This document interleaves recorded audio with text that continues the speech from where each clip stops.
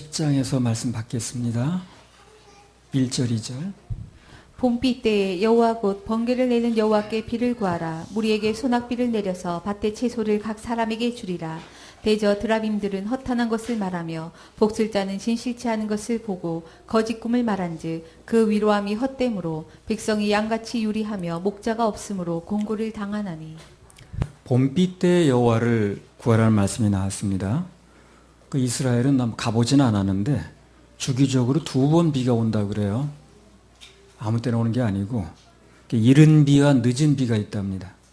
이른 비는 우리나라로 말하면 10월에서 11월 가을에 오는 비예요. 가을에 오는 비.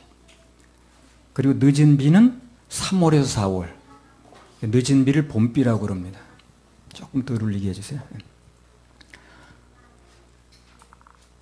우리 생각에는 이른 비가 봄비가 이른 비고 가을 비가 늦은 비 같은데 그렇잖아요? 네. 그래서 우리 생각과 하나님 생각 틀린 모양이에요. 그래서 내 생각에는 봄비가 이른 비고 그 늦은 비가 가을 비 같은데 거기는 그 가을 비를 지금 봄비라고 그러는 거예요. 이 성경에 보면요. 네. 그리고 봄비를 늦은 비라고 그러는 거예요. 맞아요. 그렇게 얘기를 하는 거예요. 네. 창세기 1장에 보면 저녁이 되며 아침이 되니 하루가 같다 그러죠. 예. 그것도 우리 생각이 틀린 거예요. 예. 우리는 아침에서 해지는 저녁이 되면 하루가 한 거 아니에요. 그죠? 근데 여기는 해지는 저녁이 오면 저녁에서 아침이 되면 하루가 같다 이러는 거예요. 예. 우리 생각과 달라도요. 예, 말씀대로 믿으면 소망이 넘칩니다. 늦은 비를 3, 4월로 보면 아직 1년의 시작 아닙니까? 그렇죠? 3, 4월이니까. 희망이 있는 거예요. 늦은 비라고 그래도. 우리 늦은 비 하면 겨울, 가을 비 하면 희망이 없어요. 세월 다 갔으니까. 그러나 그 늦은 비를 3, 4월로 보면 아직 1년의 시작인 거예요. 이게 희망이 있죠. 이게 아침이라 하루가 같다고 해도 실제로는 해가 하루 종일 있죠. 그 뒤로. 지는 해가 아닌 거예요. 그러니까 또 희망이 있는 거예요. 그래서. 밤이 또 오면 하루의 시작이라니까 더 좋고. 뭐든지 하나님 생각에 맞추면 소망적입니다. 그 밤 되면 하루 시작이고 아침 되면 하루가 같다고 그러지만 해가 또 뜨는 거예요. 그러니까 계속 좋은 거죠. 성경대로 하면 좋은 거예요. 그래서 우리는 밤 되면 끝난 거죠. 밤 되면 시작이라고 그러니까. 그 역사가 뭐 밤에 이루어진다더니. 스가랴 10장 2절. 대저 드라빔들은 허탄한 것을 말하며 복술자는 진실치 않은 것을 보고 거짓 꿈을 말한즉 그 위로함이 헛됨으로 백성이 양같이 유리하며 목자가 없으므로 공고를 당하나니. 예, 그래서 여기 이 말씀은 뭐냐면 이스라엘 백성들이 비를 비롯해서 모든 것을 이제 비가 안 내릴 때 뭐 내리게 한다라든가 모든 것을 드라빔, 그 개인마다 아주 그 집마다 있는 그 우상들이 있어요. 드라빔. 그 옛날에 그 누구야 그? 라헬이 훔쳤던 그 집마다 있는 거 집마다 자기. 그 복술자나 그런 미신갓들에게 구하니까 그런데 구하고 앉았으니까 하나님께 구하지 않고 매사에 방황하게 되고 또 권고를 당한다는 얘기를 하는 겁니다. 하나님께 구해야 되는데 그런 거 갖다 놓고 거기다 구하고 있으니까 이 하나님의 백성들이 전부 집집마다 그런 게 있는 거예요. 근데 그렇게 하는 이유가 뭐라는 거예요? 거짓 목자들에게 속아서 그렇다는 거죠. 이 말씀을 한마디로 말하면 거짓 목자를 만나서 잘못된 길로 인도받는 그 양들의 슬픈 현실을 얘기를 하는 겁니다. 올바른 믿음을 갖지 못하게 하는 인도자는 누가 됐든 간에 그가 어떤 모습, 무슨 말을 하고 있든 간에 전부 거짓 목자라면 돼요. 그 말이 진실이 아니니까. 결국 틀린 말이니까 그게. 중요한 건 뭐냐면 그 복은 미신들에게 빌지 말고 모든 복의 근원이신 하나님께 빌라는 겁니다. 모든 복의 근원은 하나님이세요. 그러면 1절에 나온 대로 하나님께서 소낙비를 주신다는 거예요. 여기서 말하는 소낙비는 흡족한 비를 얘기를 합니다. 자, 스가랴 10장 1절 다시 읽어보세요. 봄비 때에 여호와 곧 번개를 내는 여호와께 비를 구하라. 무리에게 소낙비를 내려서 밭의 채소를 각 사람에게 주리라. 봄비를 구하면 소낙비를 주신다. 이 말은 한마디로 말하면 구하는 것에 넘치도록 모자라도록 넘쳐로 주신다는 거예요. 넘쳐. 그 말씀을 하시는 거예요. 그래서 에베소 3장 20절에 보면 온갖 구하는 것이나 생각하는 것에 더 넘치도록 하시리 그러잖아요.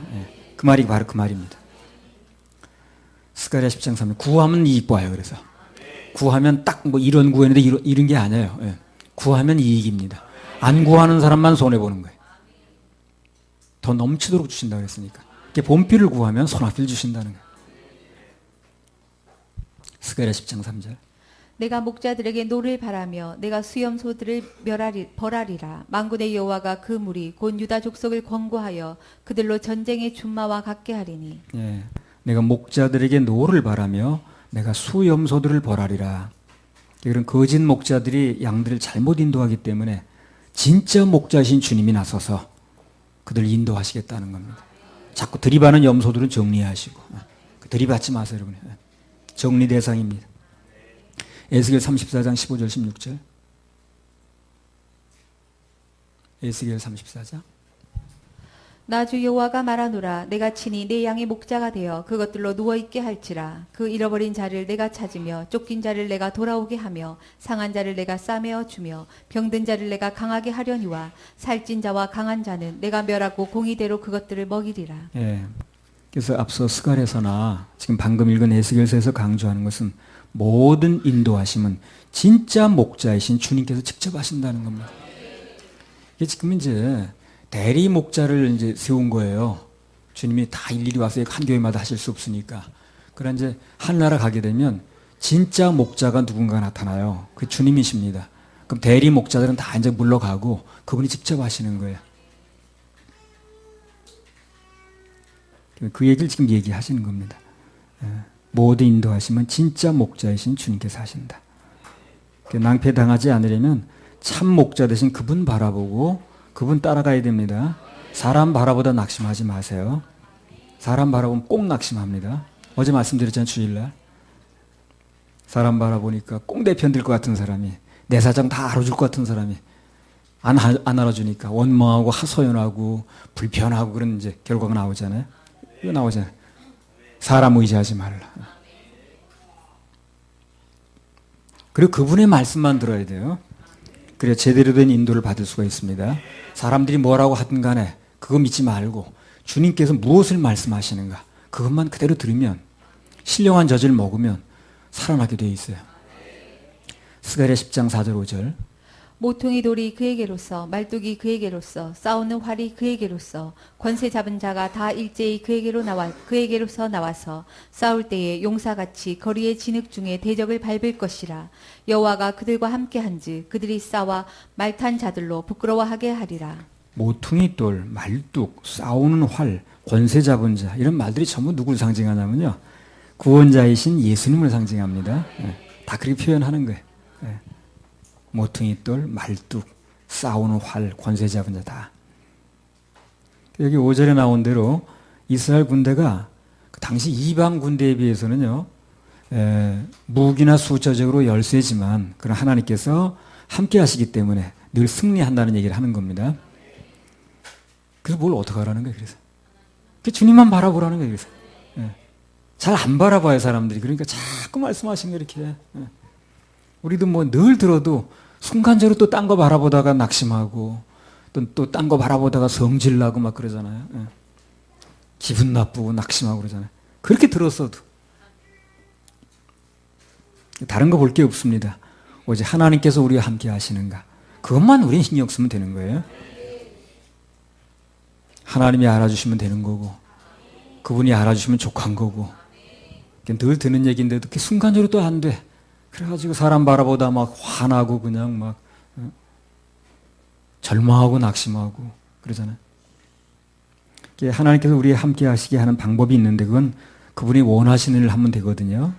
원하시는 게 뭐겠습니까? 첫째는 영혼 구령하는 거고 예수님의 십자가 보혈 자랑하는 거고 그리고 그렇게 구원된 사람은 예배 성공하는 겁니다. 그럼 5절에 나온 대로 그렇게 하면 하나님께서 우리와 함께 하셔서 대적들로 하여금 부끄러워하게 하신다는 거예요. 스가랴 10장 5절. 싸울 때에 용사같이 거리의 진흙 중에 대적을 밟을 것이라. 여호와가 그들과 함께한즉 그들이 싸워 말탄 자들로 부끄러워하게 하리라. 예, 말탄 자들을 부끄럽게 하신다 그랬는데요. 그 당시 이스라엘 군대는요. 그 나라만 지키다 보니까 나라는 좁고 그렇게 말 타고 멀리 다닐 일이 없어요. 어디 정복하러 다니는 게 아니니까. 보병 위주입니다. 근데 쳐들어오는 이방 부대는 어떻게 해요? 보병으로 오는 게 아니라 대형 말을 타고 옵니다. 말을 탄 기병들이에요. 기동력이 있죠. 이스라엘 군대가 기동력 면에서 못 당하는 거예요.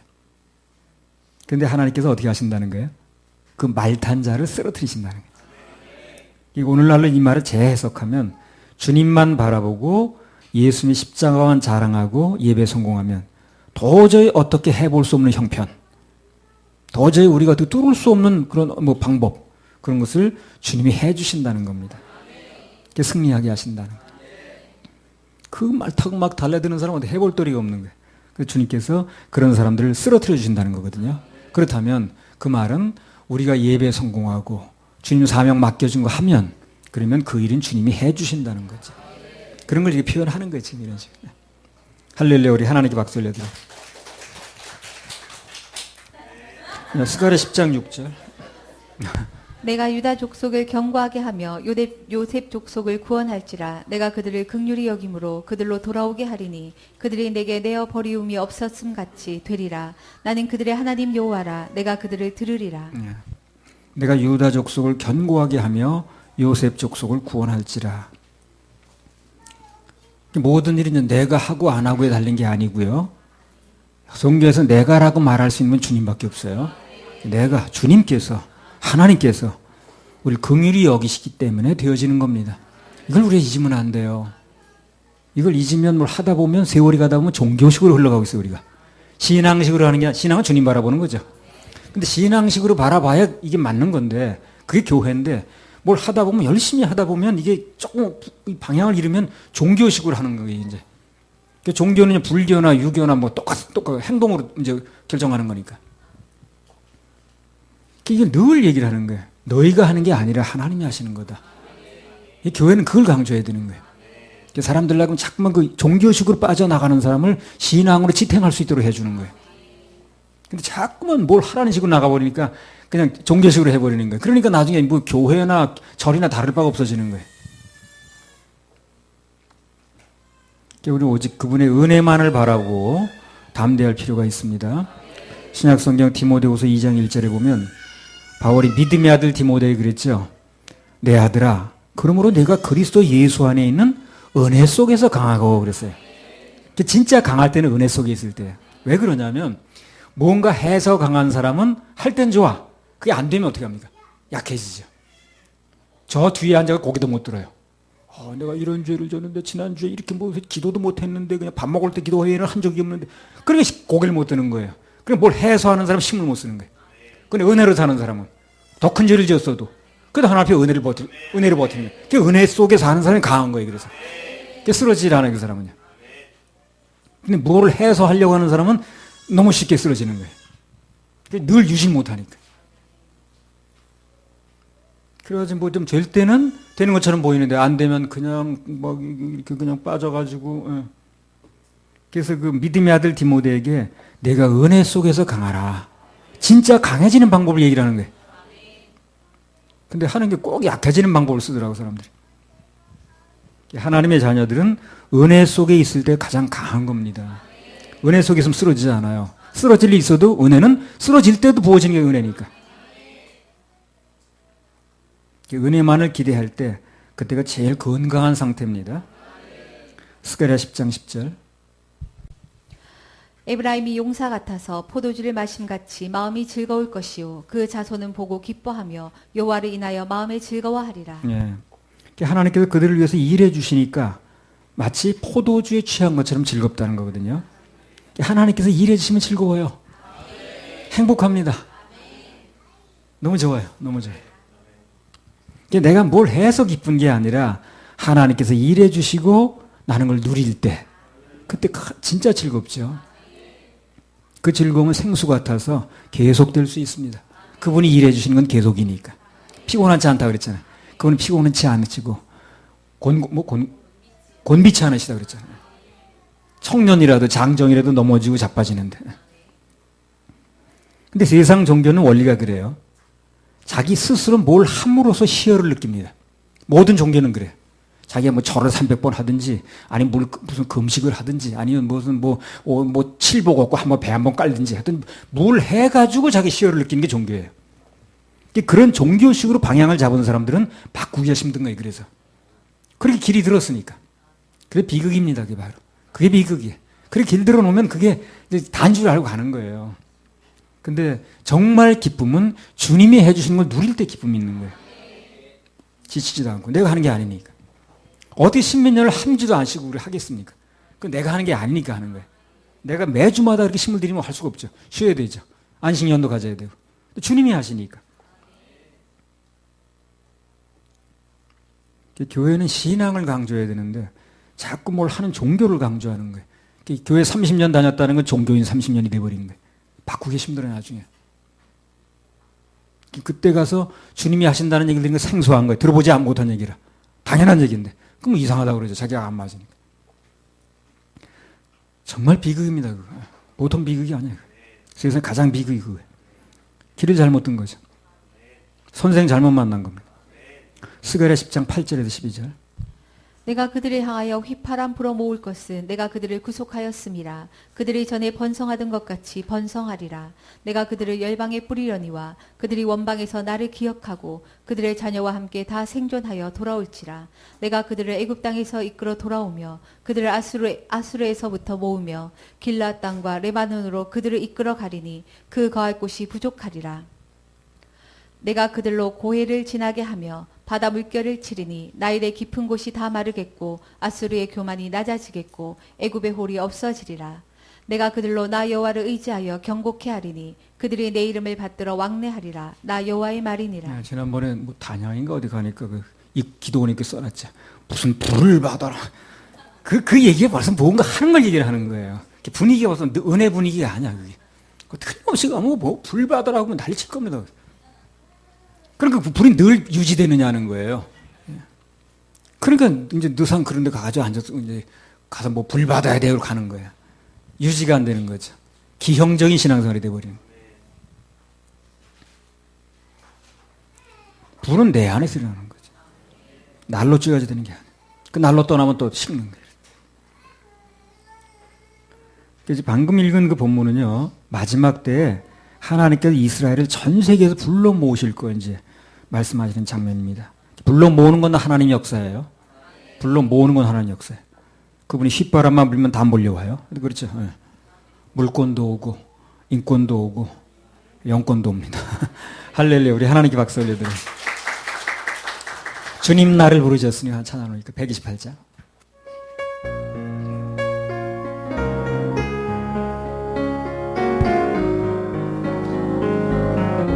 주님 나를 부르셨으니 나를 부르셨으니 주님 나를 부르셨으니 주님 나를 부르셨으니 내 모든 정성 내 모든 정성 내 모든 주만 위에 정성 바칩니다. 주만 위에 바칩니다. 주님 나의 기도 들으사 나의 기도 들으사 영원토록 주님만을 사모하게 사모하게 하옵소서. 하옵소서. 주님 나를 사랑했으니 주님 나를 사랑했으니 주님 나를 사랑했으니 주님 나를 사랑했으니 이 몸 바쳐서 이 몸 바쳐서 주만 따라가렵니다. 주님 나의 기도 들으사 나의 기도 들으사 언제까지 주님만을 사모하게 하옵소서. 주님 나를 구원했으니 주님 나를 구원했으니 주님 나를 구원했으니 주님 나를 구원했으니 소리 높여서 주만 찬양하렵니다. 주님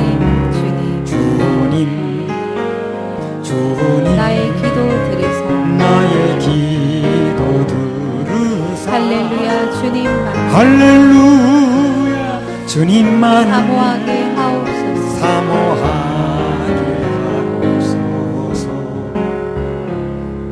그래 주님만을 사모하게 하옵소서.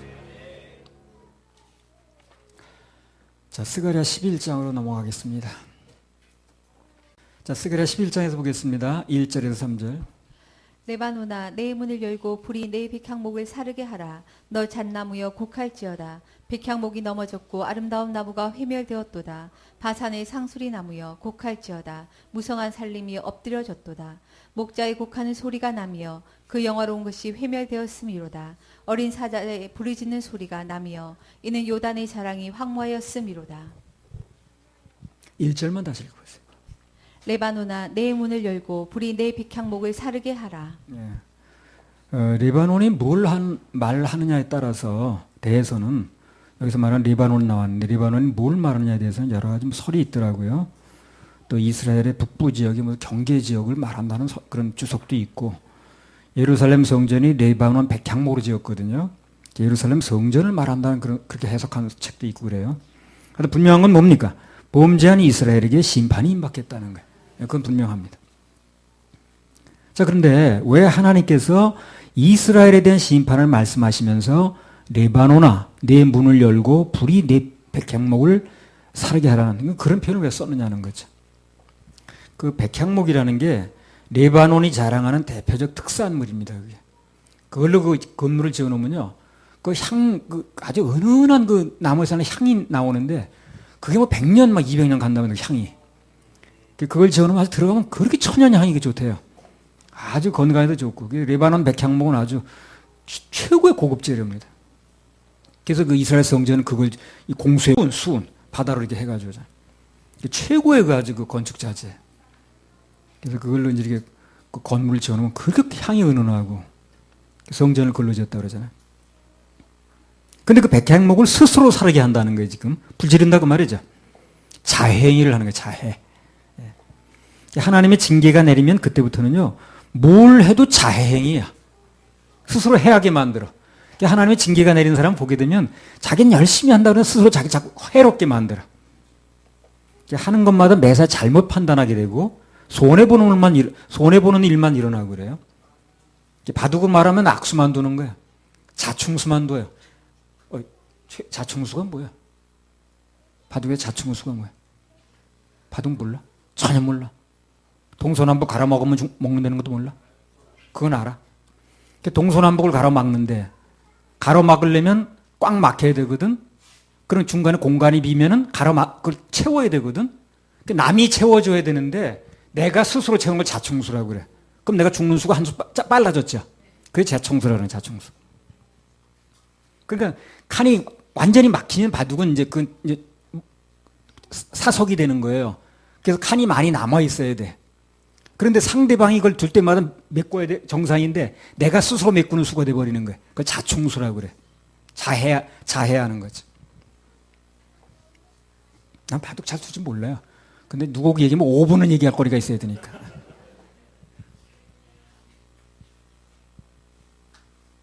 하는 일마다 잘못되게 돼요. 하나 징계 중에 들어가게 되면. 그 사람이 잘 될 수가 없어요. 그래서. 하는 일마다 전부 잘 안 되니까. 자충수만 두고, 잘못 판단하게 되고, 어제 요압처럼, 그죠? 네. 결과는 안 좋게 되는 거죠. 그럼 반대로 하나님께 축복하시면 어떻게 됩니까? 뭐든지 하는 것마다 또 잘 돼. 네. 판단도 정확하게 하게 하시고, 하는 일마다 열매 맺게 하시고, 절대 안 속게 하시고, 남들이 볼 땐 전혀 안 될 일도 되게 하시고, 손해볼 일도 오히려 남게 하시고, 그렇게 하시는 거예요. 저 사람 될 일이 없는데 또 잘 되는 거예요. 그렇게 하실 그 하나님 바라보고,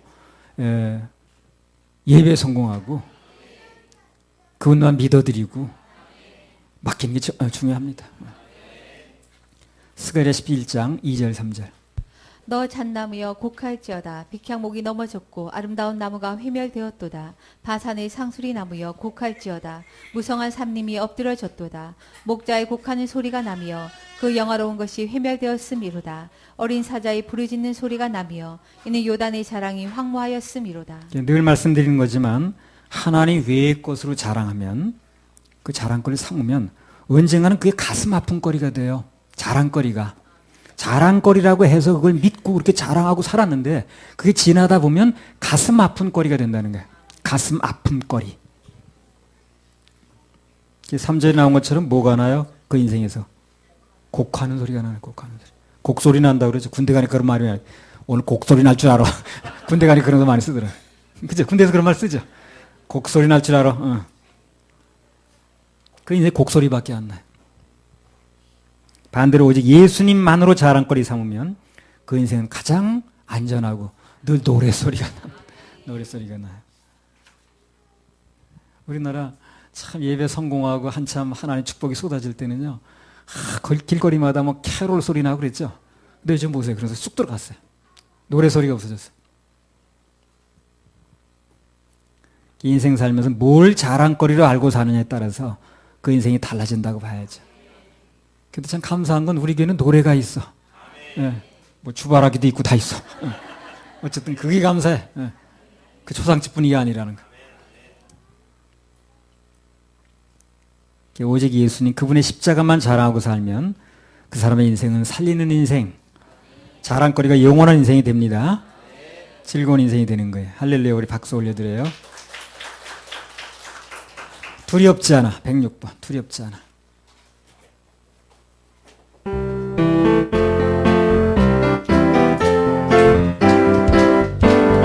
험한 세상길 나 홀로 가도 험한 세상길 나 홀로 외롭지 가도 않은 외롭지 않아 비바람 속을 나 홀로 가도 바람 속을 나 내 홀로 맘에 가도 두려움 없어 내 맘에 구름 기둥과 불기둥 구름 기둥과 불기둥으로 인도하시는 주가 인도하시는 주가 계시 길 따라 나가는 길에 따라 나가는 길에 두렵지 않아 두렵지 않아 모진 시련이 내게 닥쳐도 모진 시련이 내게 닥쳐도 놀라지 않으 놀라지 않아 불같은 막이 대적해 와도 같은 막이 대적해 내 맘에 와도 두려움 없어 내 맘에 두려움 하늘 불말과 불수를 하늘 불말과 세상 불수레로서 끝까지 나를 지키시오 세상 끝까지 나를 말씀 지키시오. 외치며 증거하라 말씀 외치며 증거하는 두렵지 길 않아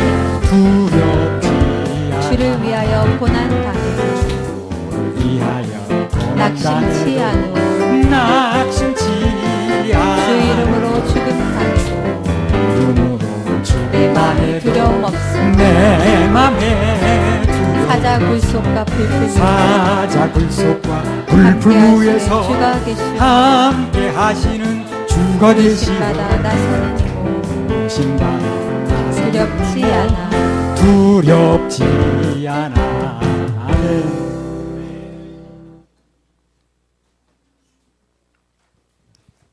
우리 보람 스가랴 11장 4절에서 8절 여호와 나의 하나님이 가라사대 너는 잡힐 양떼를 먹이라 산자들은 그들을 잡아도 죄가 없다 하고 판자들은 말하기를 내가 부욕해 되었은지 여호와께 찬송하리라 하고 그 목자들은 그들을 불쌍히 여기지 아니하는도다. 여호와가 말하노라 내가 다시는 이 땅 거민을 불쌍히 여기지 아니하고 그 사람을 각각 그 이웃의 손과 임금의 손에 붙이리니 그들이 이 땅을 칠지라도 내가 그 손에서 건져내지 아니하리라 하시기로 내가 이 잡힐 양떼를 먹이니 참으로 가련한 양이라 내가 이에 막대기 둘을 치하여 하나는 은총이라 하며 하나는 연락이라 하고 양떼를 먹일세. 한 달 동안에 내가 그 세 목자를 끊었으니 이는 내 마음에 그들을 싫어하였고 그들의 마음에도 나를 미워하였음이라. 뭐 세 목자에 대해서도 뭐 여러 가지 설이 있는데 거짓된 선지자를 얘기를 합니다. 모든 잘못은 선생으로도 왔다는 얘기를 하는 거예요. 모든 실패의 주 원인은요 선생 잘못만 탓이에요. 어떤 사람은 잘못된 얘기를 해도 그 사람이 지어낸 얘기가 아니에요. 누군가로부터 잘못 들은 겁니다. 그게 자기가 뭐 연구한 것도 아니야. 그게 누군가의 잘못 들은 거예요. 그래서 선생 잘못만 만나는 게 모든 인생의 불행의 시작인 거예요. 그게. 여기 이제 하나님께서 당신의 백성들에게 내린 징계 얘기가 나왔는데 성경에서 말하는 징계는요, 그 헬라어로 파이디온이라고 그래. 파이디온이 애들 교육 그 자료를 파이디온이라고 그러거든요. 우리 옛날에 승희 때도 그 파이디온 교재 배웠거든요. 교육이란 뜻입니다. 교육. 징계가 우리가 들은 징계인데 원래 뜻은 교육입니다. 교육. 교육은 왜 하는 거예요? 걔 망치려고 하는 거예요? 잘 되라고 하는 겁니다. 교육은. 징계는 잘 되라고 하는 거예요. 무슨 얘기를 해도요, 목적은 교육이면 그건 결국 잘 되라고 하는 거예요. 무너뜨리려고 하는 게 아닙니다. 그리고 징계는요, 징계를 하는 사람과 징계를 하는 자와 그 징계를 받는 자가 무슨 관계가 있을 때만 합니다. 징계를 하는 자와 징계를 받는 자가 무슨 특별한 관계가 있을 때만 해요. 아무나 징계하지 않죠, 그죠? 아무나 왜 징계를 합니까? 무슨 특별한 관계가 있을 때만 해요, 징계는요. 그 내가 남의 교인 가지고 얘기하지 않아요. 그 사람은 나 관계 없으니까. 우리 교회 교회는 내가 얘기를 하는 거예요. 나 관계가 있으니까. 그걸 아셔야 돼요. 내가 지나가는 사람 보고 얘기하지 않아요. 남의 자식까지 얘기할 필요는 뭐 있나. 그럼 나하고 함께하는 사람은 나하고 운명을 같이 해야 되니까. 내가 인도할 책임이 있으니까. 그러니까 얘기하는 거예요. 짓밟는 게 아닙니다. 2015년 3월 30일 날 그때 2015년도 이 말씀 받았다 그랬지. 그때 우리 사역자 보고 중에 그런 얘기를 하는 사람이 있었어요. 똑같은 죄를 반복해서 짓는 것을 보면 그 사람이 하나님의 자녀라고 볼 수 없다. 그렇게 얘기를 하더라고요. 똑같은 죄를 반복해서 짓는 거 보니까 하나님 자녀라고 볼 수 없다는 거예요. 그래서 내가 그때 뭐라고 답변했습니까? 그걸. 그건 칼빈주의적인 해석이라고 그랬어요. 왜 칼빈은 이렇게 얘기를 했으니까. 구원받은 자는 똑같은 죄를 반복할 수 없다고 그랬거든. 그러니까 이제 그건 칼빈주의적 발상이죠. 그럼 그것에 대해서 정확한 말이 뭐라고 그랬습니까? 어떻게 말하는 게 정확하다고 그랬어요? 똑같은 죄를 반복해서 지어서 하나님 자녀가 아니고 똑같은 죄를 반복해서 짓는데도 하나님의 징계가 없으면 그건 하나님 자녀가 아니라고 그랬어요. 이게 정확한 말이에요. 그렇다면 하나님 자녀라면 반드시 징계가 있다는 거죠. 징계가 있다는 거죠. 똑같은 잘못을 반복해 하는데도 하나님 징계가 없어 그 사람한테. 그럼 자녀가 아닌 거예요. 히브리서 12장 7절 8절. 너희가 참음은 징계를 받기 위함이라. 하나님이 아들과 같이 너희를 대우하시나니 어찌 아비가 징계하지 않는 아들이 있으리요. 징계는 다 받는 것이거늘 너희에게 없으면 사생자요 참 아들이 아니니라. 징계는 다 받는데 징계가 없으면 사생자라는 거예요. 참 아들이 아니라는 겁니다. 그럼 참 아들이면 참 자녀면 받는 징계가 있다는 거죠. 징계가 교육이라는 교육. 그럼 참 아들이 아니라는 뜻은 뭡니까? 구원받지 못했다는 거죠. 그러면 징계가 없으면 구원받지 못했다는 얘기를 하는 거예요, 내가. 그게 정확한 표현이라는 거예요.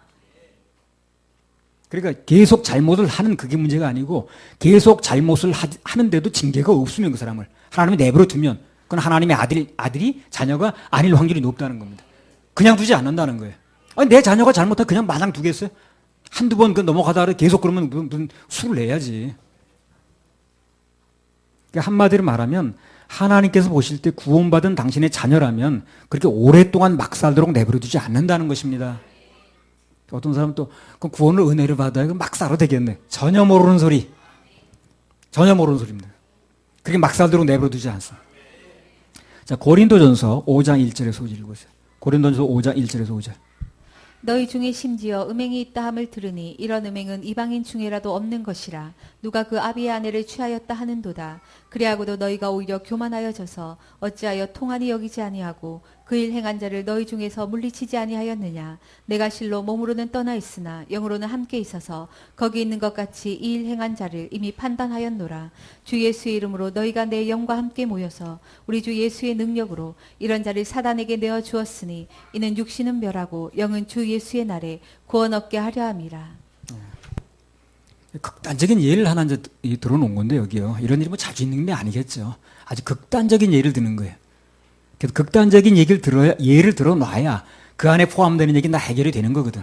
아주 극단적인 예를 드는 거예요. 그러니까 이런 일을 행한 자를 사단에게 내어줘서 육신을 멸하게 하신다고 그랬거든 지금. 그게 무슨 뜻이냐면 한마디로 말하면 계속해서 그렇게 하나님의 영광을 가리는 삶을 살게 되면 그대로 그냥 살게 내버려두지 않는다는 거죠. 왜? 자녀니까.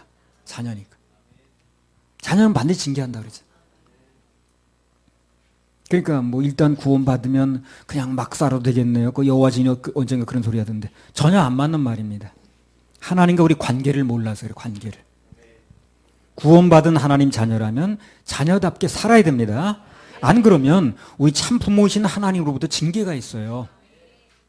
단 우리가 분명히 여기서 알 건 뭐냐.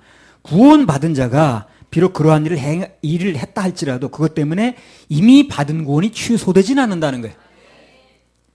성령의 인을 두 번 찍진 않아요. 그 어떤 것도 한 번 찍어놓은 성령의 인을 다시 뒤집어서 무효시키고 다른 일을 찍을 수는 없다는 거예요. 이 구원이라는 건 예수님의 십자가 보혈의 공로를 믿는 조건으로 주는 거지 내가 어떻게 사는 조건으로 주는 게 아니에요. 그래서 그런 거예요. 그러니까 무슨 죄를 지으면 받은 구원이 취소된다는 이거는 구원의 원리를 몰라서 그러는 거예요. 그렇게 가르치는 사람이 문제야. 선생 잘못 만나면 불행해지는 거예요. 그래서 그런 일을 행한 자도 비록 육실은 면하지만 데려가지만 그러나 그 영혼은 어떻게 한다는 거예요. 주 예수의 날에 구원 얻는다고 그랬죠. 받은 구원은 잃어버리지 않는다는 거예요. 한 번 태어난 생명은 취소되지 않아요. 그러나 그가 육신이 잘못 살게 되면 쳐서 데려간다는 별개의 문제예요. 이거는요. 그리고 영혼은 한 번 받은 구원은 취소시키지 못한다는 거예요. 아니 애가 말 안 듣는다고 뱃속으로 도로 들어가 이렇게 못하죠. 한 번 태어난 생명 취소가 안 되는 거예요. 지식적으로 받아들이니까 지식을 바꾸는 걸로 하는 거예요. 생명 얘기인데. 얘기를 요약하면 구원받은 자녀는 당연히 행동을 바르게 살도록 노력을 해야 되겠지만 그러나 그것은 자녀로서 당연한 거지 그것 때문에 구원을 받고 안 받고 취소되고 하는 게 아니라는 거예요. 이걸 분명히 구별해서 얘기를 해줘야지. 구별 못하는 거 사람이 헷갈리는 거 이렇게.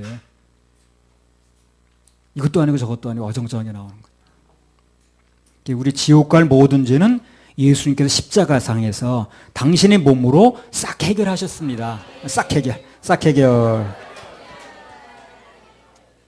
스가랴 11장 9절에서 10절. 죄는 예수 그리스도가 십자가에서 다 해결하셨어요. 우리는 그걸 믿는 겁니다. 그거 왜 길이 없어요? 그거 왜 길이 없다고 그랬잖아요. 나 외에는 길이 없다고. 천하범사에 예수 이름 외에 구원 얻을 만한 이름 준 적 없다고 그랬잖아요. 우리 그걸 믿어야지. 말씀 믿어야지 뭘 믿는다는 거예요. 내가 뭘 하는 걸 믿어요? 그럼 나를 믿는 건데 내가 내 구원자입니까? 말도 안 되는 얘기인데. 스가랴 11장 9절 10절.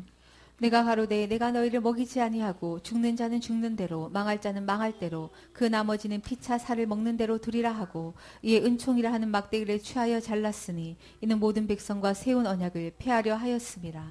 은총이라는 막대기를 취하여 잘랐으니 이는 모든 백성과 세운 언약을 폐하려 하였음이라 라는 말씀이 나왔거든요. 가장 큰 저주는요. 하나님께서 누군가에게서 은총 즉 은혜라는 막대기를 자르는 것입니다. 그게 가장 큰 저주예요. 하나님과 우리 사이에 은총의 막대기가 없어져 버리면 그 다음부터는 그 은혜라는 막대기가 부러졌기 때문에 그 단절이 됐기 때문에 굉장히 무서운 일이 벌어져요. 우리 은혜 때문에 사는 건데 어제 말씀드렸잖아요. 하나님의 은혜가 무궁무진하시니까 우리가 한 달 31일 있죠. 그래서 우리가 30일 동안 만약에 하나님의 은혜가 30가지라 그러면 그럼 31날째 되는 날은 문제가 되는 거 아니에요. 365가지라 그러면 364가지라 그러면 365일 날째 되는 문제가 되잖아요. 무궁무진하다 그래서 문제가 되는 거거든. 네, 문제가 안 되는 거거든. 은총의 막대기를 자르는 게 얼마나 무서운지를 모르는 거예요, 사람들이. 그래서요, 모르다 보니까 어떻게 합니까, 사람들이? 스스로 은총의 막대기를 자르려고 그래요. 자, 보세요.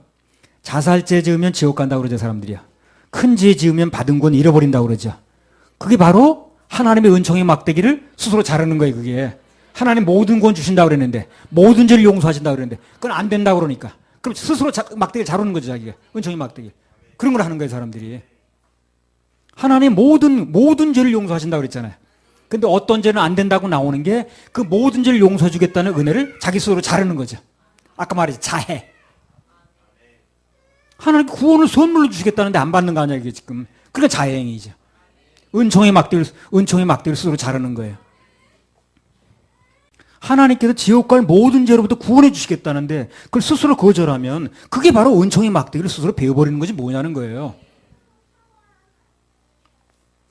그런 일이 비일비재하다는 거예요. 하나님이 다 은혜로 해주셨다는데 안 받아 그걸. 은총의 막대기를 스스로 자르는 거예요 지금 자꾸. 그게 얼마나 무서운지 모르고. 그게 은총의 막대기를 내 스스로 자르는 건지 주는 선물을 내가 발로 걷어차는 건지 전혀 몰라. 중독이 돼가지고. 누가 잘못 가르친 거예요. 깨어나지 못하게 만든 게 사람들을. 깨어나게 만들어져 있는 사람들을. 계속 잘못된 얘기하는 이 사람 깨어나지 못하는 거예요. 계속 중독된 사람이 몽롱해 있는 거예요. 헷갈려가지고 이게 그런 거야? 저런 거야?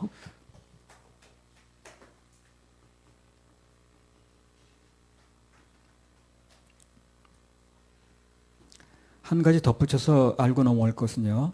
하나님의 자녀들의 삶 속에서 그분의 채찍과 막대기가 무슨 의미인가, 또 이게 무슨 의미인가, 또 좀 이해할 필요가 있어요. 사무엘하 7장 14절.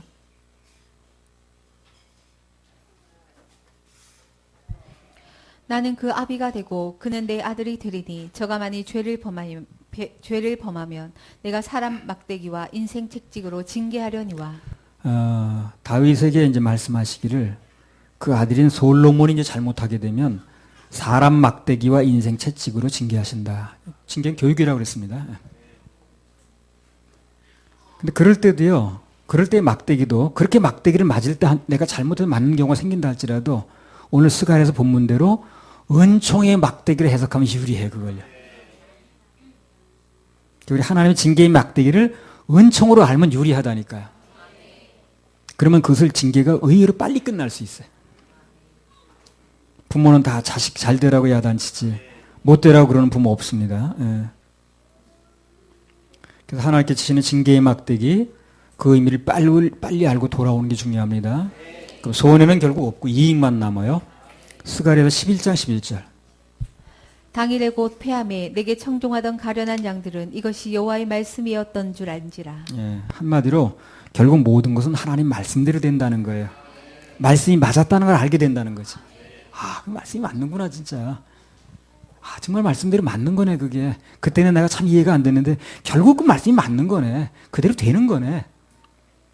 그 문제는 뭡니까? 그러면 말씀대로 되는 건 맞는데. 그런 것을 알게 될 때는 늦었다는 거예요. 때가. 뭔가 하나님의 징계라는 것을 알게 되면 그것의 뜻을 알게 되면 고집 부리지 말고 멈칫거리지 말고 빨리 돌아오는 게 중요합니다. 빨리 돌아오는 게 중요해요. 스가랴 11장 12절 13절. 내가 그들에게 이르되 너희가 좋게 여기거든 내 고가를 내게 주고 그렇지 아니하거든 말라. 그들이 곧 은 30을 달아서 내 고가를 삼은지라. 여호와께서 내게 이르시되 그들이 나를 헤아린 바 그 중가를 토기장이에게 던지라 하시기로 내가 곧 그 은 30을 여호와의 전에서 토기장이에게 던지고. 예. 먼 훗날 마태복음 26장에서 가룟 유다가 예수님 배반하고 팔 때 은 30 팔았죠. 그걸 정확하게 금액까지 예언하는 거예요 지금요. 전에 어떤 점쟁이가요. 무슨 뭐라고 하더라. 무슨 이름이 하나 있었는데 그 여자가. 김일성 죽는 날을 이틀인가 차이로 맞췄대 그 사람이. 소가 뒷걸음질 치다가 밟았다는 식으로. 그러니까 보구청이라 그러던가. 참 공무원도 웃기는 공무원들 많아. 그래서 그 사람 그 여자를 초청을 했어요 강사로. 무슨 특별 강사로. 그래가지고 그 무슨 저 앞에나 강단에 서니까 전체 차렷 경례 그래가지고 경례 붙이고 그랬어요. 그게 신문에 났다니까. 그래서 그 유명 인사가 돼가지고. 근데 우리 주님은 500년 후에 일어날 일을 옆에서 보던 얘기 말씀하시는데, 그럼 그분은 믿지 그 여자를, 아이고. 고양이는 안 그래, 사람만 그래. 나 그거 강조해. 고양이 절대 안 그래, 사람만 그래.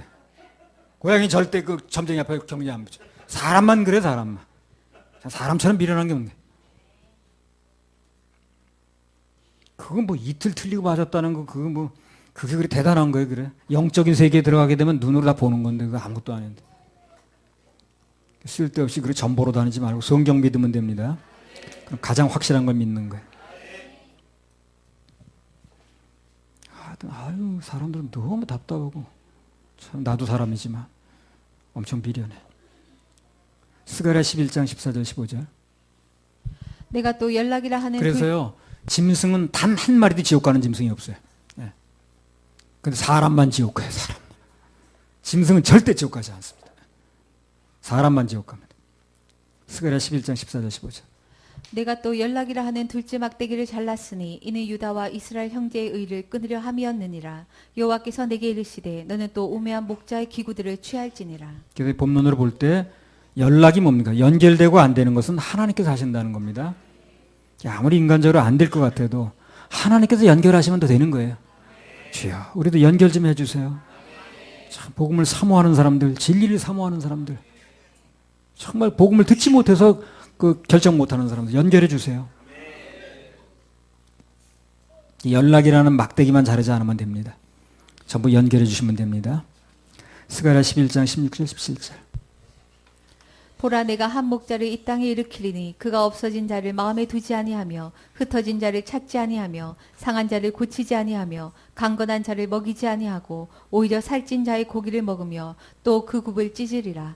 화 있을진저 양떼를 버린 못된 목자여 칼이 그 팔에 우편 눈에 이말이니 그 팔이 아주 마르고 그 우편 눈이 아주 어두우리라. 이 말씀에 대해서는 2014년 5월 5일 날 목요일인데 서울 1차 집회할 때 아무개 목사가 이제 질문을 했어요. 이걸 가지고 뭘 질문했냐면 여기 나오는 한 목자가 예수님이냐는 거예요. 그리고 그 의미가 뭐냐는 거 질문을 했습니다. 결론부터 말씀드리면 여기서 말하는 목자는 예수님이 아닙니다. 뭘 보고 그러냐면요. 스가랴 11장 16절 17절 있는 거 보세요. 보라 내가 한 목자를 이 땅에 일으키리니 그가 없어진 자를 마음에 두지 아니하며 흩어진 자를 찾지 아니하며 상한 자를 고치지 아니하며 강건한 자를 먹이지 아니하고 오히려 살찐 자의 고기를 먹으며 또 그 굽을 찢으리라. 화 있을진저 양떼를 버린 못된 목자여 칼이 그 팔에 우편 눈에 이말이니 그 팔이 아주 마르고 그 우편 눈이 아주 어두우리라. 그들의 하는 행동을 보면 없어진 자를 마음에 두지 않고 흩어진 자를 찾지도 않고 상한 자를 고치지도 않고 강건한 자를 먹이지도 않고 살진 자의 고기를 먹으며 그 굽을 찢는다 그랬거든요. 화 있을진저 양떼를 버린 못된 목자여 칼이 그 팔에 우편 눈에 이말이니 그 팔이 아주 마르고 우편 눈이 아주 어두리라. 이런 악한 일을 하는 목자가 누구냐는 게 신약에 나왔어요. 요한복음 10장 11절 13절. 예수님이 아니란 얘기라는 거예요. 예수님 맞냐고 그러니까. 나는 선한 목자라. 선한 목자는 양들을 위하여 목숨을 버리거니와 삭구는 목자도 아니요 양도 제 양이 아니라 이리가 오는 것을 보면 양을 버리고 달아나나니 이리가 양을 늑탈하고 또 해치느니라.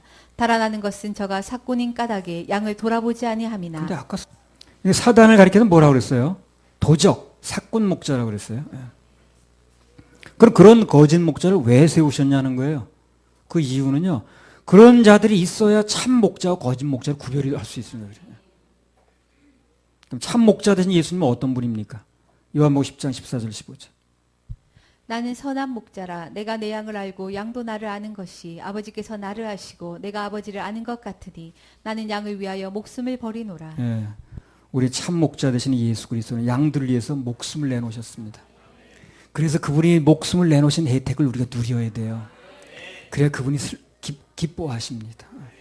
그분은 우리를 위해서 목숨을 내놨다는데 우리는 아니야 그거 아직 부족해요. 난 이것도 뭐 더 해야 돼. 그러면 그 내놓은 분이 너무 답답하죠. 내가 예를 들어서 오늘 점심값은 이원희 용자가 냅니다만 혹시 내가 이제 내는 경우가 있잖아요. 어쩌다 한번.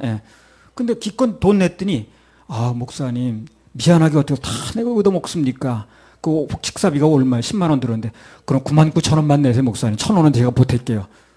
그러면 내가 그거 어떻게 생각하겠어요? 그 1,000원 보태고 내가 그 사람하고 동업했다는 얘기 듣고 싶지 않잖아요. 그죠? 99,900원을 내놨어. 99,000원 냈으면 내가 1,000원 다 보태가지고 내가 다는 걸 해야지. 그거를 1,000원 보태고 같이 그 사람하고 공동 합작한 걸로 해요? 그렇게 하는 거예요, 사람들이 지금. 그분이 해놓은 것도 있지만 나도 좀 보태서 완성하자 그런 얘기죠. 내가 뭘 하고 안 한다는 얘기야. 그렇게는 안 한다는 거예요. 그렇게는 안 한다는 거예요. 그렇게 하겠어요, 여러분 같으면요? 내가 10만 원 내가지고 식사비 샀다고 그러는데 1,000원 보태고 같이 동업한 걸로 내자 그러면 더치페이 하는 걸로 하자 그러면 누가 그걸 인정합니까? 내가 다 내고 말지. 안 되는 거예요, 그거는요. 그런 일을 한다는 거예요. 고양이 절대 안 그럽니다. 사람만 그럽니다. 한번 우리 목자가 되시면 끝까지 버리지 않으시고 우리를 보호하고 지키십니다. 그런 분의 우린 자녀가 된 거예요. 그런 분의 신부가 된 거고 그런 분이 우리 부모고 그런 분이 우리 친구고 그러니까 감사한 거예요. 걱정할 게 없어요. 한 번 받은 구원은 영원히 안전합니다. 할렐루야. 우리 하나님께 박수 올려드려요.